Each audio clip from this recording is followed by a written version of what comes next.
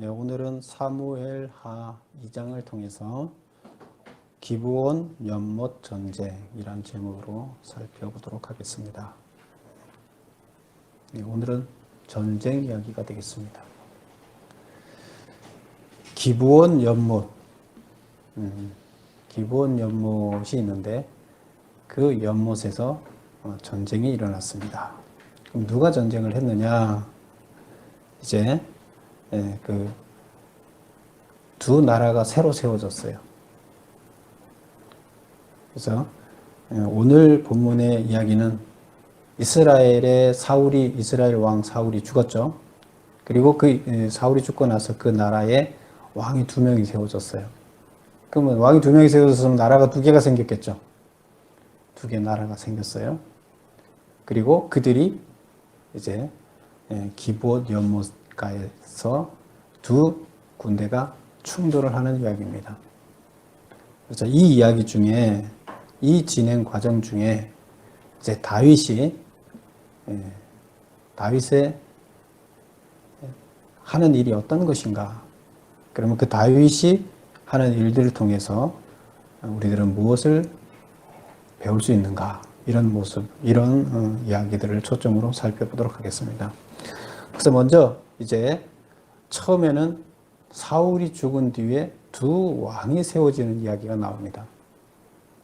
두 왕 중에 당연히 다윗이 있겠죠.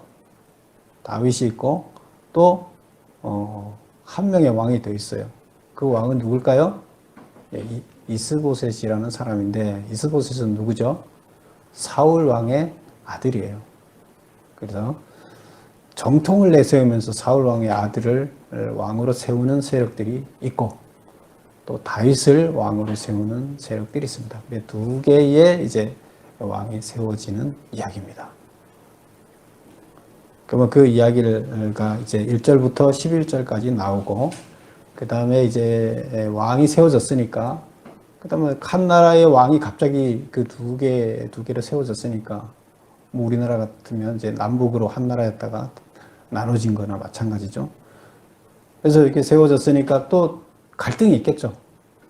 그래서 양쪽 군대들이 충돌을 하는 이야기, 그 갈등 가운데서 서로 이권을 다투며 충돌하는 이야기가 나옵니다. 그게 이제 12절부터 25절까지 이야기입니다. 먼저 앞전에 왕을 세우는 이야기부터 살펴보겠습니다. 1절을 한번 볼까요? 그 후에 다윗이 여호와께 여쭈어 아뢰되, 그 후가 언제예요?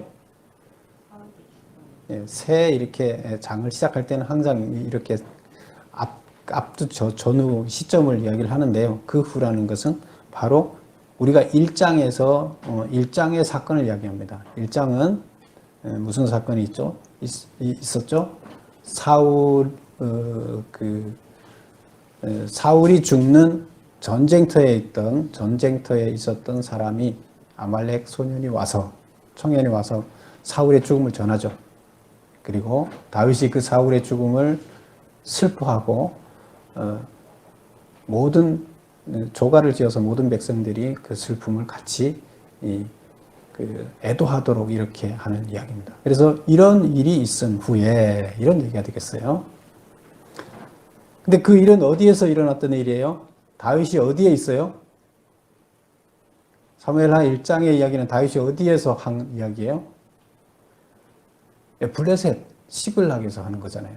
블레셋 시글락 땅에 있어요. 이스라엘 땅에서 한 게 아니에요. 그래서 그 후에 이제 다윗이 여호와께 여쭙니다.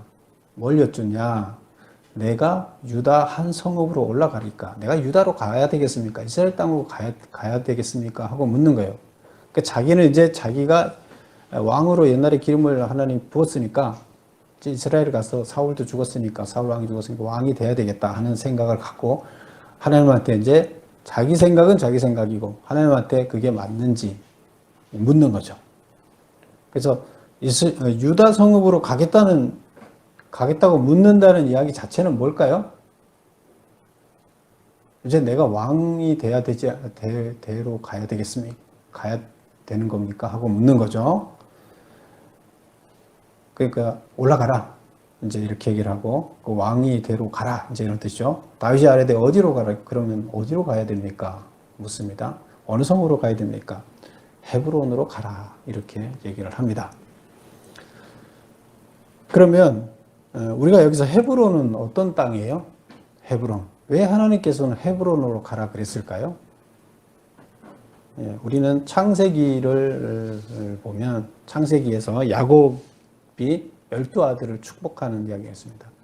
우리 성경의 믿음의 조상은 누구예요? 뭘로부터 시작해요? 믿음의 조상? 아브라함. 그 다음에 그 아들 이삭이죠. 이삭의 아들은 누구예요? 야곱. 이렇게 해서 우리가 아브라함과 아브라함과 이삭과 야곱의 하나님 이렇게 부르죠. 그래서 믿음의 조상하면 아브라함, 이삭, 야곱 이렇게 우리는 듭니다. 근데 그 믿음의 조상들이 묻혀 있는 곳이 어디예요? 헤브론 땅이에요. 그래서 창세기에서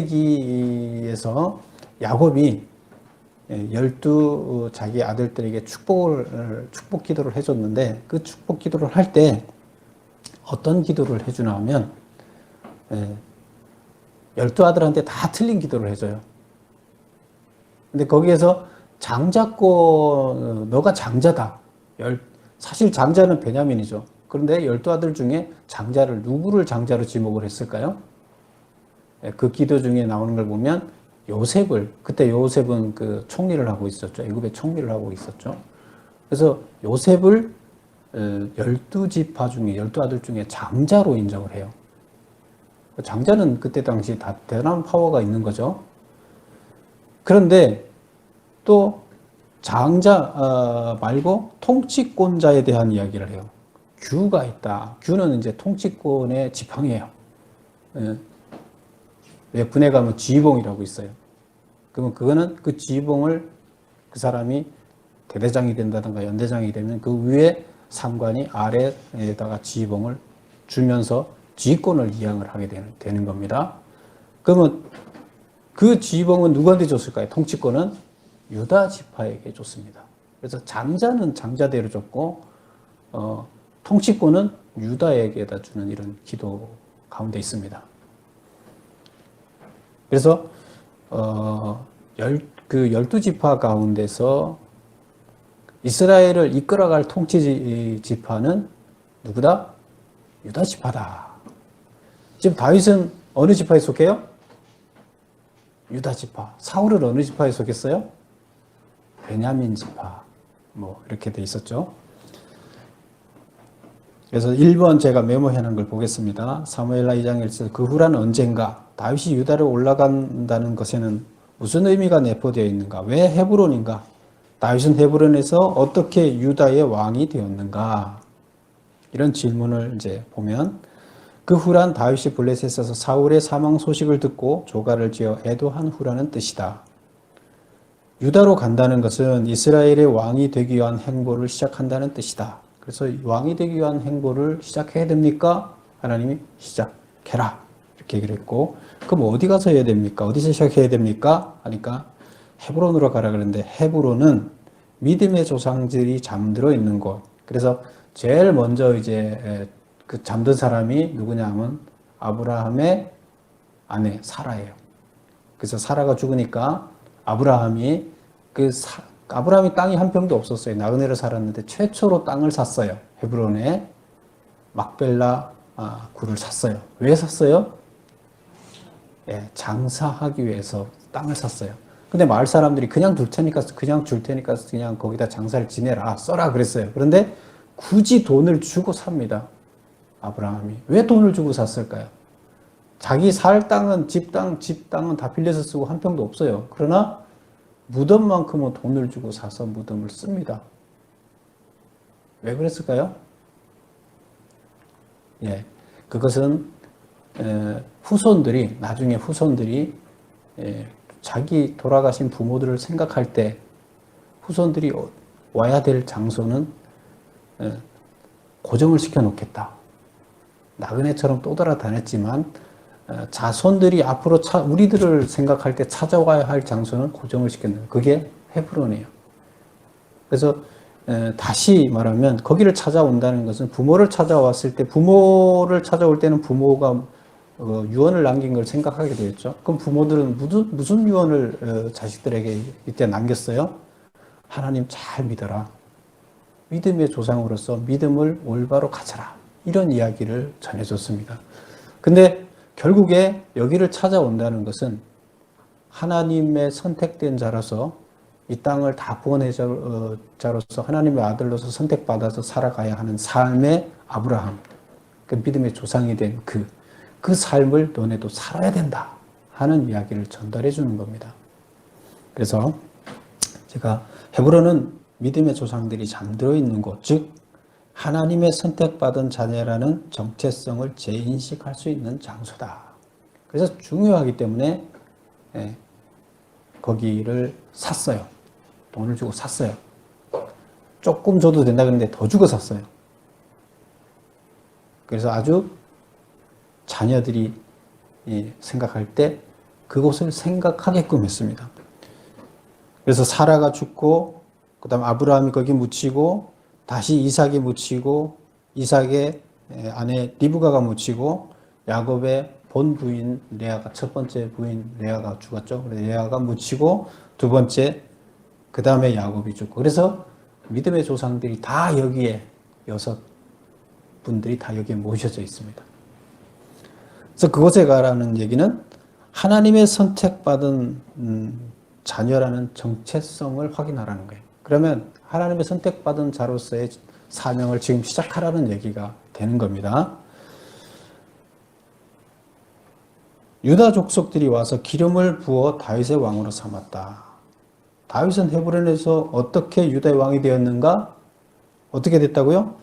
유다 족속이 와서 기름을 부어 다윗의 왕으로 삼았다. 여기는 유다의 장로들, 유다 지파의 대표들이 와서 누가 삼은 거예요? 군대 힘으로 그 왕이 된 거예요? 아니죠. 그러면 자기가 정치적인 어떤 그 영향력을 행사해서 된 거예요? 아니에요. 장로들이 했어요. 그런데 물론 시글락에 있을 때 선물 사서 장로들에게 하는 이런 정치적인 그 행보를 하긴 했어요. 그러나 어쨌든 간에 지금 여기서 보면 장로들이 추대해서 세우는 형식으로 왕이 됐어요. 그리고 그 재직 기간은 7년 6개월이다. 7년 6개월 후에는 그럼 뭐가 되겠어요? 왜 7년 6개월만 왕이 됐어요? 그 다음에 이스라엘의 왕. 지금은 유다 지파의 왕이에요. 한 지파의 왕인데 이스라엘 12지파 중에 한 지파의 왕이에요. 근데 유다 지파가 이스라엘의 통치자가 된다 그랬죠. 나중에 이스라엘을 통합해서 나라를 합치고 거기에 왕이 됩니다. 그래서 그 전까지가 7년 6개월이다 이런 뜻이 되겠습니다. 그 다음에 이제 두 번째 문제를 보면 다윗이 사울을 장사 지낸 길앗 야베스 사람들을 어떻게 대우했는가? 그렇게 한 이유는 뭔가? 이제 4절 어떤 사람이 다윗에게 말하여 이르되 4절 거기서부터 나오는 이야기가 사울을 장사한 사람은 길앗 야베스 사람입니다 하고 이제 말을 해주는데 그 이야기를 7절까지 이어지는 이야기인데 무슨 말이냐 하면 사울한테 와서 이제 다윗한테 와서 고자질을 하는 거죠. 무슨 고자질을 해요?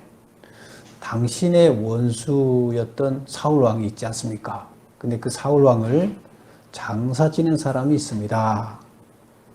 지금 이 다윗은 어디 있다 왔어요? 시글락에 블레셋에 있다고 왔잖아요. 왔더니 장사를 지낸 사람인데 길앗 사람입니다. 당신의 원수를 장사 지냈습니다. 그럼 그 얘기는 뭐예요? 길앗 사람들 봐주면 안 된다. 길앗 사람들은 사울 편이다. 당신 편이 아니다. 뭐 이런 얘기가 되겠죠. 그 어떤 이간질하는 이야기가 되고 그러면 보통 사람 같으면 보통 우리가 다윗이라 그러면 보통 어떻게 돼야 되냐면 그래? 나쁜 놈들이네? 이렇게 생각을 하고 그들을 미워하거나 그들을 차별 대우하는 이런 일들이 발생할 가능성이 높아요. 그런데 다윗은 반대로 그들한테 전령을 보내서 뭐라고 했어요? 여호와의 복을 받을지어다. 그리고 나도 너희들에게 선한 일로 너희들을 갚기를 원한다. 그러면서 7절에 보면 이제 너희는 손을 강하게 하고 담대히 해라. 왜 그런다면 너희 주 사울이 죽었고 유다 족속이 내게 기름을 부어 내가 유다의 왕으로 세워졌기 때문에 유다의 왕으로 세워졌는데 내가 너희들도 잘 지켜줄 테니까 그러니까 두려워하지 말라는 거예요. 담대히 하라. 누가 사울을 했다 그래서 사울의 원수가 된 내가 왕이 됐다 그래서 여러분 떨지 마라. 나는 여러분들을 잘 봐줄 거다. 여러분들이 한 일을 선한 일로 보고 나는 선으로 갚을 거다. 이렇게 얘기를 해주면서 당당하라. 그런 일 때문에 두려워하지 말라.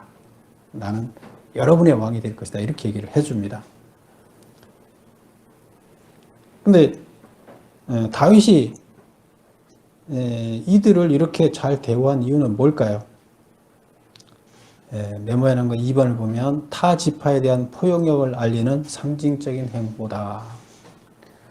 그래서 사실 지금 이스라엘의 유다 지파만의 왕이 되어 있지만 실제로 다윗은 스스로 이스라엘의 왕이 되어야 된다 생각하고 이스라엘 백성들의 흩어진 이스라엘 백성들을 다 포용해 안아야 된다는 생각을 갖고 있었어요. 그래서 지금 사울이 죽었다는 소식을 듣고도 사실은 기뻐해야 되지만 원수가 자기를 죽이려고 하는 사람이 죽었. 그러나 이스라엘 전체를 안아야 되고 원수들도 다 자기 백성이에요. 자기 가족으로 안아야 돼요. 통치자 입장에서는. 그래서 그들한테 조가를 불러서 그들을 애도하고 또 지금 또 자기 원수들을 잘 돌봐줬다. 잘 장례 지냈다는 그들도 다 자기 백성이에요. 다 안아야 돼요. 그렇다 그러면 모든 지파에게 메시지를 전합니다. 무슨 메시지? 나는 이스라엘 모든 사람들, 나를 미워하는 모든 사람들, 나를 좋아하는 모든 사람들을 끌어안는 왕이 되겠어. 이스라엘의 왕이 되겠어. 하나님은 그런 분이고 하나님께서 나를 기름 부었기 때문에 나는 그런 자가 되겠어. 지금 나는 유다의 지금 왕이지만 나는 그런 통치를 하겠소 하는 것을 모든 이스라엘 백성들에게 메시지를 전하는 겁니다. 이게 이제 첫 번째 행보예요. 그래서 왜 길르앗 사람들한테 이렇게 잘해줬다는 이야기를 여기다 메모해놨겠어요? 기록했겠어요? 바로 이런 메시지를 전했다는 거예요. 그리고 이런 통치를 다윗이 했다고 이제 작가는 이야기하고 있습니다. 훌륭한 거죠. 그런 점에서. 그 다음에 이제 8절부터 이어지는 이야기는 그럼 여기까지는 다윗이 왕이 세워진 이야기, 그 다음에 다윗이 어떤 통치를 해갔는가 하는 이야기를 지금 여기서는 메시지를 전했어요. 그리고 그 다음에 또 다른 왕 하나가 더 있다 그랬죠.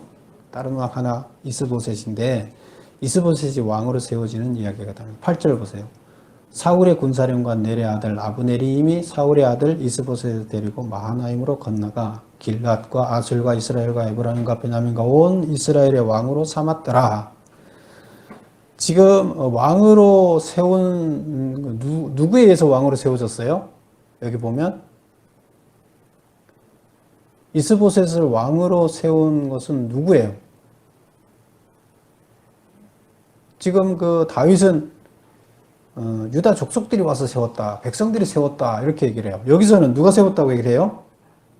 예, 군사령관, 사울의 군사령관, 그러니까 국방부 장관이었죠. 이스라엘의 원래 국방부 장관이었던 아브넬 개인이 세웠어요.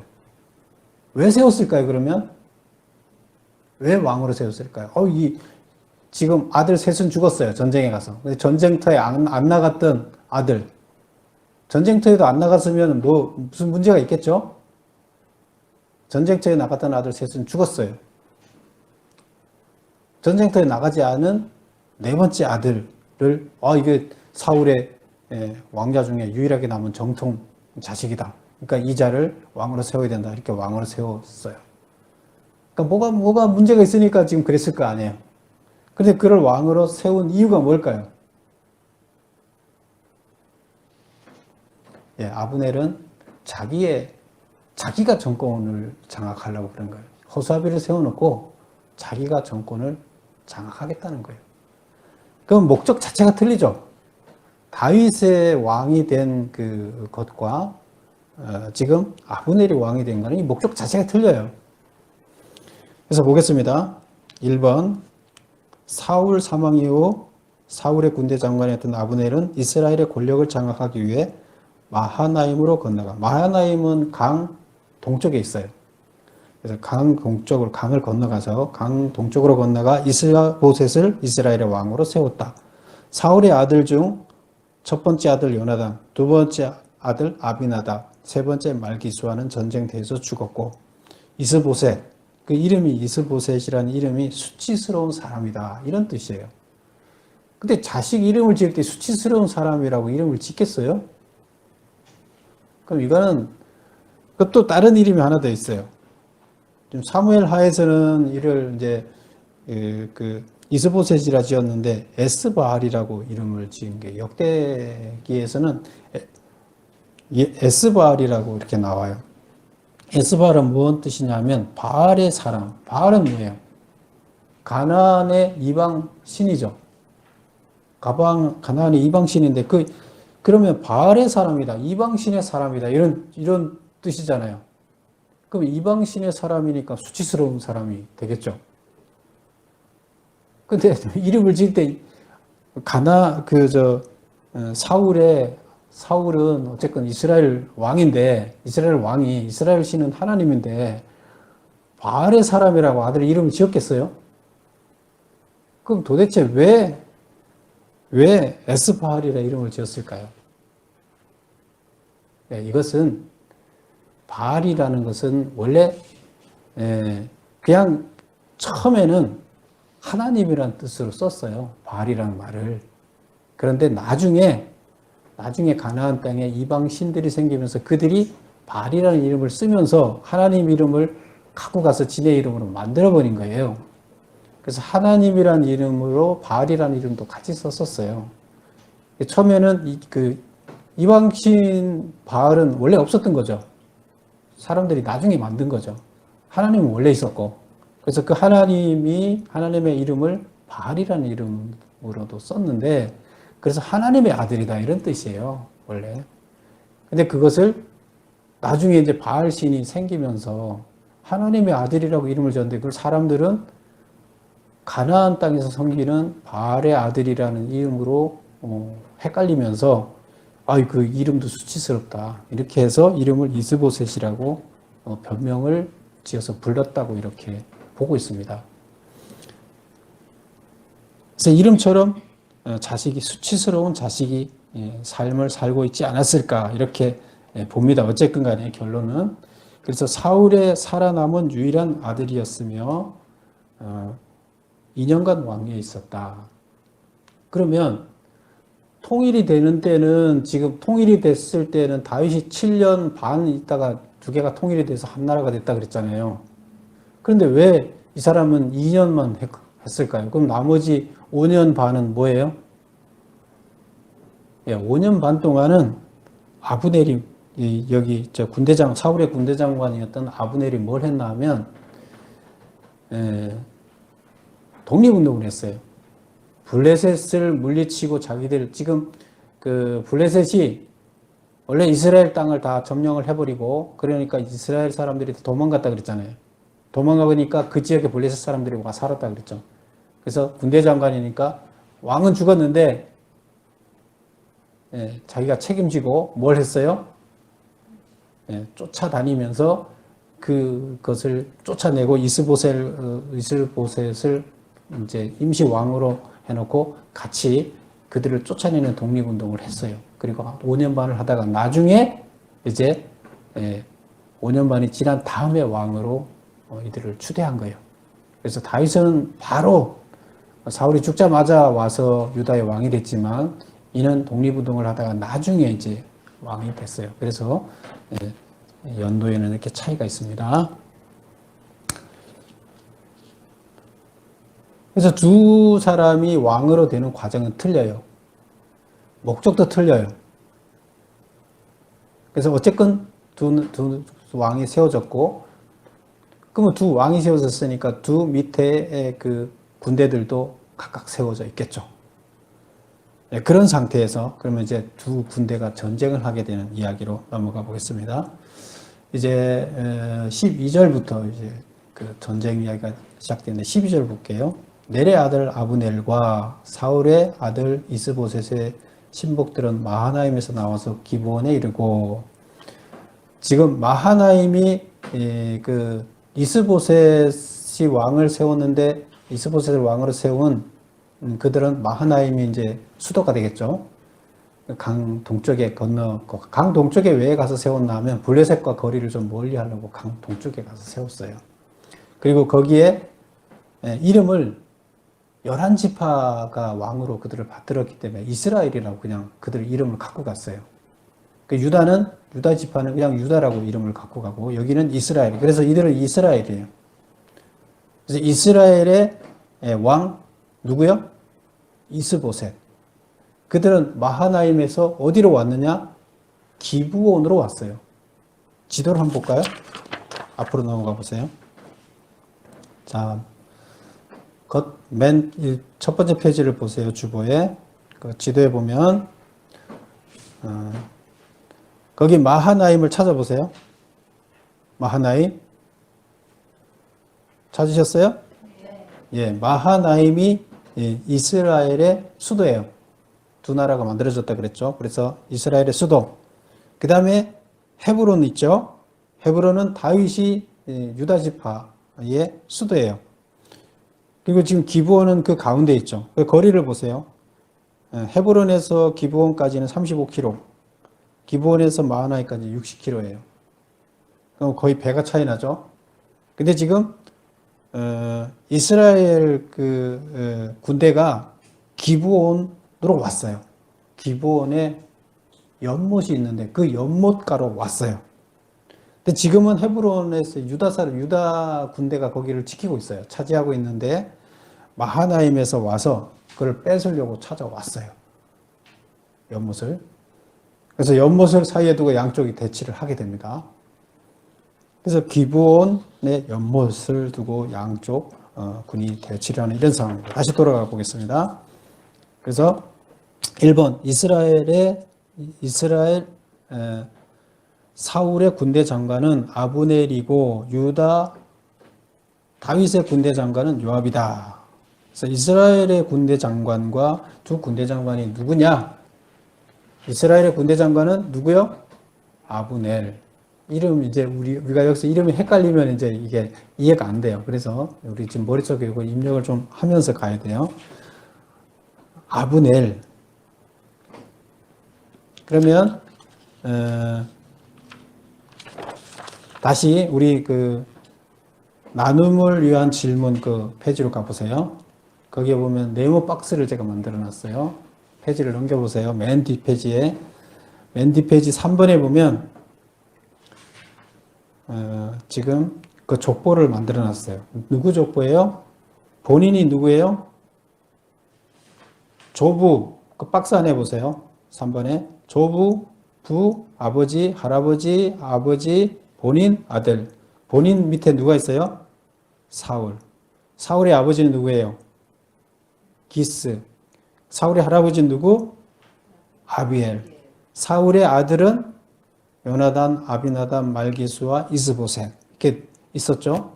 그러면 이제 그 밑에 보면 아브넬이 있죠. 사울 밑에. 사울의 아버지는 기스고, 아브넬의 아버지는 누구예요? 아브넬의 아버지가 넬. 그럼 아브넬의 할아버지는 아비엘. 그래서 할아버지는 같은 할아버지. 그러면 사울하고 아브넬하고는 무슨 사이? 네, 사촌 형제예요. 사촌 형제예요. 서로 남남이 아니죠. 자, 다시 돌아옵니다.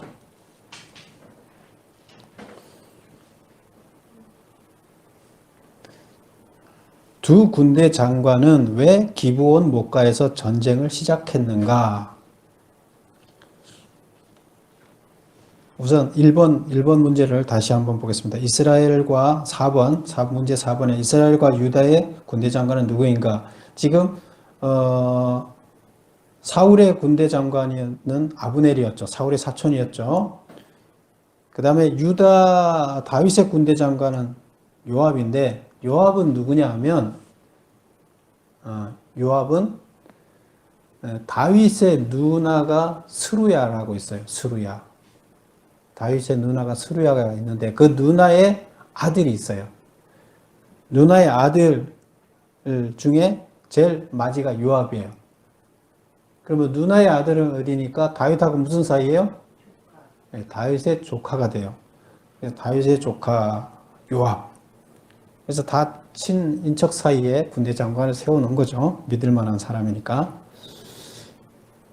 그 다음에 이제 그러면 그 두 군대 장관들이 왜 기브온 연못가에서 전쟁을 왜 했을까? 왜 전쟁을 했을 것 같아요? 예. 2번 보겠습니다. 가로 2번. 물이 귀한 가나안에서 중요한 식수 공급원인 기드온 못의 지배권을 쟁탈하기 위해서 군사적 충돌이 발생하였다. 지금 이 못은 크지는 않아요. 폭이 지름이 11m밖에 안 돼요. 11m면 얼마 안 되죠? 이 교회 지금 저 끝에서 여기 끝까지가 몇 메다 같아요? 20m 가까이 돼요. 그럼 11m면 이 교회 길이의 반밖에 안 돼요. 그리고 깊이는 14m예요. 그럼 깊은 거죠. 그래서 깊은데 못을 만들어놨는데 인공못이에요. 근데 인공못을 만들어놨는데 왜 못을 만들어요? 물을 저장하기 위해서. 근데 못을 만들 때 깊이가 14m니까 굉장히 깊은 거죠. 그리고 그 깊이로 들어갈 때 그 길을 어떻게 만드냐면 계단식으로 우리 그 경기장에 가면 계단을 만들어놨죠. 그렇게 계단식으로 79개 계단을 만들어서 계단식으로 해서 나사형으로 삥 돌아가게끔 해서 아래까지 내려가게끔 만들었어요. 그 물을 퍼갖고 계단을 따라서 쭉 그냥 걸어오면 되게끔 그런 식으로 볼트 나사 있죠. 그런 식으로 이렇게 쭉 걸어 올라올 수 있게 물을 퍼서 그러면 한 5천 명이 그 물을 먹을 수가 있다고 그래요.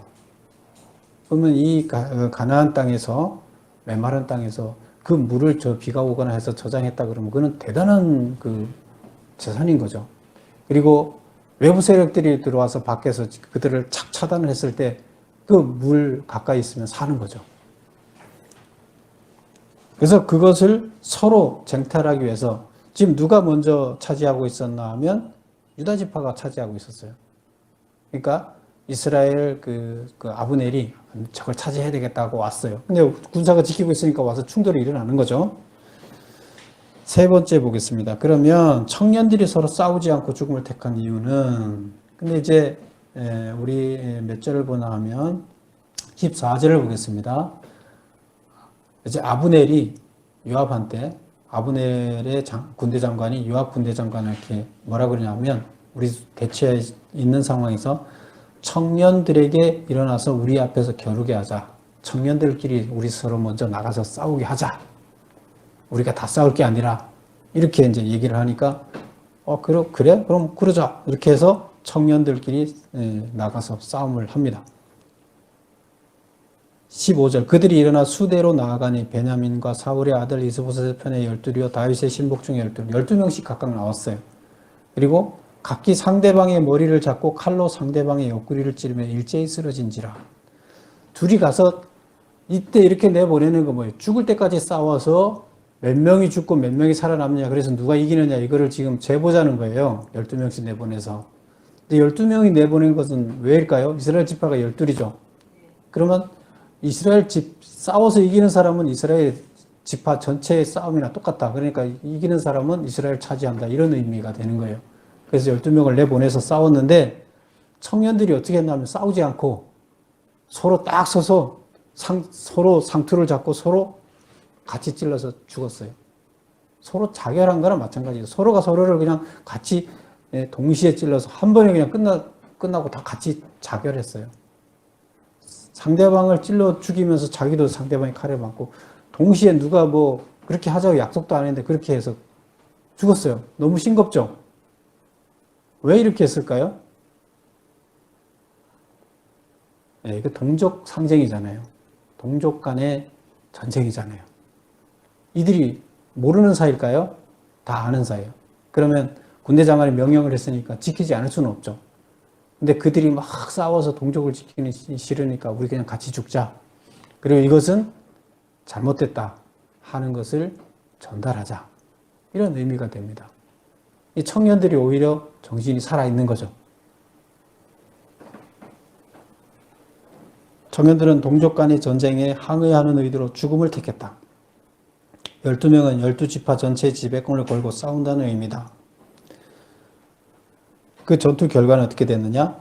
이스라엘 사울의 군대가 그러고 나서 이제 죽고 나니까 이제 피를 봤으니까 이제 본격적으로 싸움이 시작되겠죠. 둘이 다 죽었으니까 뭐 승패가 없잖아요. 12명, 24명이 다 동시에 죽었으니까 이제 본격적으로 싸워서 승패를 내야죠. 그래서 이스라엘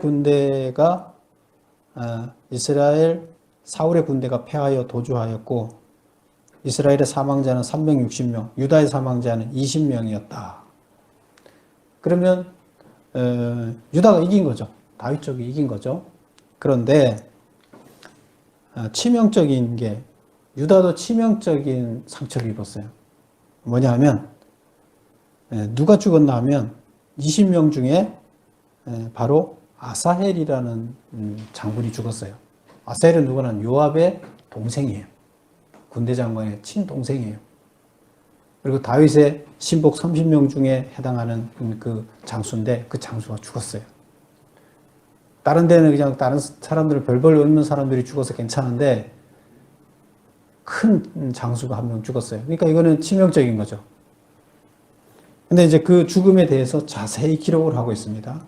그 죽음이 이제 18절부터 쭉 해서 23절까지 그 죽는 이야기가 나와요. 아사헬이 죽는 이야기가 나와요. 그 5번 제가 메모해 놓은 거 보겠습니다. 전쟁 중에 사망한 아사헬은 누구이며 어떻게 죽었는가? 아브넬이 아사헬을 죽이지 않으려 한 이유와 아사헬이 아브넬의 추격 만류를 거절한 이유는 뭔가? 이제 이 아사헬은 누구냐? 1번 보세요. 가로 1번. 아사헬은 스루야의 세 아들 요압, 아빗의 아사헬 중 막내로 그 요압의 그러니까 막내 동생이죠. 군대 장관의 막내 동생인데 발이 들노루같이 빠르다. 그래서 굉장히 빨리 달리는 사람이다. 그래서 유명한가 봐요. 빨리 달리기로. 그래서 아사헬은 도망하는 아브넬을 추격하다가 지금 그 군대 장관도 지금 도망하고 있어요. 그러니까 추격하고 있어요. 그쪽 상대편의 군대 장관 아브넬을 추격하다가 그의 창끝에 찔러 죽였는데 막 추격을 하니까 그쪽 아브넬의 군대 장관은 베테랑이에요. 베테랑이니까 그래요. 야, 너 아브넬이냐? 그러니까 예, 납니다. 나 쫓아오지 말고 너 그 공을 세워야 되니까 옆으로 빠져서 다른 사람 그 군인 하나 죽이고 그 군복 가져다가 가서 너 공적을 올려. 나 쫓아오지 마. 그러니까 아닙니다. 저는 쫓아갈 겁니다. 그리고 이제 쫓아 죽이려고 이제 아브넬을 쫓아가요. 그러니까 야, 내가 너를 꼭 죽여야 되겠냐? 내가 너 형을 봐서도 너를 죽이고 나면 너 형 얼굴 내가 어떻게 보냐? 형하고도 잘 알잖아요. 서로 군대 장관끼리 원래 너 형을 내가 어떻게 보냐? 친구인데. 그러니까 돌아가라. 멈춰라. 그러니까 아닙니다. 나는 당신을 쫓아서 당신 죽일 겁니다. 쫓아와요. 그러니까 어떻게 죽이느냐? 23절 보겠습니다. 그가 물러가기를 거절하며 아브넬이 창 뒤 끝으로 창으로 앞으로 찔른 게 아니에요. 창 뒤로 끝으로 그의 배를 찌르니 그 배를 찔러서 어떻게 하려고 그랬어요? 그냥 넘어뜨리고 가려고 죽이려고 한 게 아니에요. 죽이려면 창 앞으로 찔러야죠. 그런데 배를 찌르니 창이 그의 등을 꿰뚫고 지나간지라. 워낙 빨리 달려오니까 등을 뒤로 해서 툭 치려고 그랬는데 배를 뚫고 등으로 창 막대기가 지나갔어요. 그래서 아사헬이 엎드려져 죽었어요. 그곳에 엎드려져 죽었습니다. 그럼 이제 그 문제가 있습니다. 아브넬이 아사헬을 죽이지 않으려 한 이유는 뭐였죠? 내가 너 형을 어떻게 보겠냐, 친구인데. 그래서 안 죽이려고 그랬어요. 그런데 아사헬이 아브넬의 추격 만류를 거절한 이유는 뭐예요? 왜 거절했을까요? 자기의 공명심 때문에, 자기 공을 세워야 되겠다는 공명심 때문에 추격 만류를 거부하다가 결국 죽었어요. 그래서 이 이야기가 한참 나옵니다. 왜 이렇게 이 사람 장군의 이야기를 18절부터 23절까지 이렇게 한 줄만 쓰면 될 거를 이렇게 자세하게 적고 있을까요? 예, 나중에 이제 요압이 지금 요압은 자기 동생을 죽었잖아요. 자기 셋째 동생이 죽었는데 누가 죽인 거예요? 상대방 아브넬이 죽인 거잖아요. 근데 그 아브넬한테 마음의 감정을 갖고 있습니다. 그리고 나중에 아브넬이 어떤 일이 있냐면 아브넬이 이스보셋을 배반하고 이스라엘 배반하고 아브넬이 다윗한테로 망명이 옵니다. 다윗한테 망명 와서 당신 신복이 되겠어 하고 망명을 해오는데 그러면 군대 장관이 둘이 되잖아요. 근데 요압이 감정이 있어요, 없어요? 자기 동생도 죽였어요. 근데 다윗이 절대로 요압한테 얘기를 합니다. 죽이지 말라고, 아브넬을 죽이지 말라고 명령을 내려요. 그런데 요압은 아브넬을 불러서 다른 얘기를 한다고 불러서 찔러 죽여버립니다. 그래서 그게 바로 이 감정 때문에 결국 나중에 이스라엘 나라가 망하는 원인은 누구 때문에요? 이스라엘을 세웠던 사람도 아브넬이고 거기서 배반하고 나와서 그 나라를 망하게 한 것도 사실은 아브넬이에요. 근데 다윗은 그 아브넬도 포용을 합니다. 그런데 지금 요압이 그를 죽임으로 인해서 그 모든 문제가 다윗이 포용력을 행사해야 되는 그래서 화합을 해야 되는 것이 깨어지는 이런 일이 일어납니다. 다윗의 정치 행보에 오히려 악영향을 미치는 그런 일들이 일어납니다. 그래서 여기서 이제 그 시발점이 원인이 무엇인가를 이렇게 다루고 있습니다. 그 얘기를 하려고 이렇게 해놨습니다. 그래서 6번 보겠습니다. 전쟁은 어떻게 종결되는가? 이제 24절부터 30절까지 29절까지 전쟁이 종결되는 이야기가 나오는데 막 도망가다가 어떻게 하냐면 한 산에 서로 양쪽 산에 있습니다. 쫓아오는 사람은 무슨 산에 있느냐? 24절에 보면 암마산. 그래서 요압이 군대를 이끌고 암마산에 딱 도착을 했고 도망가는 아브넬은 그 반대쪽 작은 산 꼭대기에 이제 서게 돼서 그래서 도망가던 아브넬이 얘기를 합니다. 뭐라고 얘기하냐면 야 이러다가 우리 다 죽는다. 같은 동족 아니냐. 언제 그 명령을 내려서 우리 추격을 멈추겠느냐. 우리가 이렇게까지 할 필요가 있느냐. 이렇게 얘기를 하니까 요압이 뭐라고 하냐면 전쟁은 네가 시작했다. 너가 그 청년들 둘이 싸우자고 너가 먼저 제의하지 않았냐. 그거 안 했으면 나는 싸울 의사가 없었다. 이렇게 얘기를 합니다. 그래서 서로 거기서 우리 싸우지 말자 해서 합의를 하고 요압이 오케이 제안을 받아들여서 요압이 오케이를 하고 나팔을 불어서 추격하지 말라고 명령을 내립니다.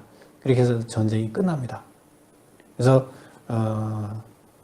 이스라엘 그 아브넬은 자기 그 마하나임으로 다시 병사들을 이끌고 걸어서 갑니다. 그리고 요압과 그의 병사들은 죽은 아사헬을 그의 고향인 베들레헴까지 가서 밤새도록 걸어가서 그 조상의 묘에다 묻고 다시 헤브론으로 돌아옵니다. 그 이야기가 지금 30장 29절까지 나오는 이야기가 됐습니다. 그리고 이제 30절부터 끝에까지 나오는 이야기는 장례 지내는 이야기와 몇 명이 죽은가 하는 전과를 이제 기록하고 있습니다. 그래서 오늘은 기브온 연못을 서로 뺏기 위한 전쟁이 있었어요. 두 나라가.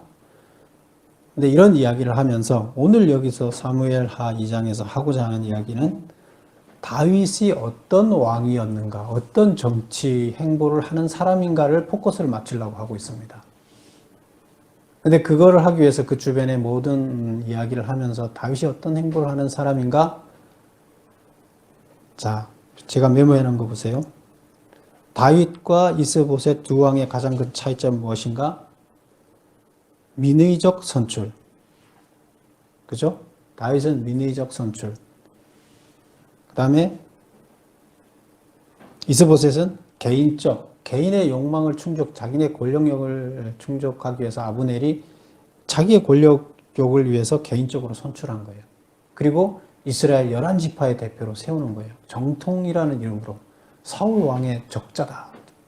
남은 아들이다. 정통자이다. 왕의 정통자이다. 이런 이름으로 설득을 해서 세운 거죠.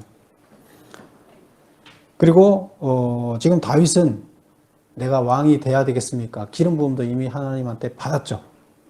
왕이 되는. 그리고 지금 왕이 되러 가야 되겠습니까? 유다로 올라가야 되겠습니까? 신본주의적 하나님한테 물어보고 하나님의 뜻에 따라 왕이 되고 통치를 이끌어가는 하나님의 통치자, 신본주의적 통치인데 지금 이스보셋은 그게 아니죠. 개인의 욕심에 의해서 자기들의 이익을 위한 인본주의적 통치를 하고 있다. 지금 다윗은 어쨌든 하나님 헤브론에 가서 하나님의 어떤 자요? 하나님의 선택받은 자녀로서의 정체성을 가지고 하나님의 원하는 나라를 만들어가기 위해서 그 신본주의적 통치를 진행하고 있다 하는 이야기를 하고 있습니다. 그래서 다윗이 어떻게 왕을 시작했는지, 어떤 정신으로 시작했는지, 그리고 어떻게 이끌어가는지를 이야기하고 있는데 모범적인 왕이었다는 이야기를 지금 여기서는 하고 있습니다. 물론 앞으로 가면서 다윗이 어떻게 또 변질되어 가는지 그 이야기도 자세하게 나옵니다. 우리는 여기서 뭘 해야 됩니까? 뭘 배워야 될까요? 우리가 대통령이 돼서 뭐 나라를 운영하는 자가 아닌데 뭐 이런 상관이 있냐 이렇게 생각할 수도 있지만 우리가 세상을 살아가는 삶 자체가 내가 살고 있는 내 중심으로 봤을 때는 나는 통치자예요. 내 삶의 통치자고 내 주변 사람과 나와의 관계에서 봤을 때 내가 결정할 수 있는 것은 내가 통치하는 거예요. 다윗과 똑같은 거예요. 단지 그 파트가 틀릴 뿐이에요. 그렇다 그러면 우리는 다윗처럼 하나님의 뜻을 묻고 하나님의 뜻에 따라 하나님 나라를 세워가는 그런 정체성을 갖고 가는 하나님의 자녀로 살아가야 됩니다. 그래서 그런 다윗과 같은 모습을 닮아가자 하는 이야기가 오늘 교훈이 되겠습니다. 기도하겠습니다.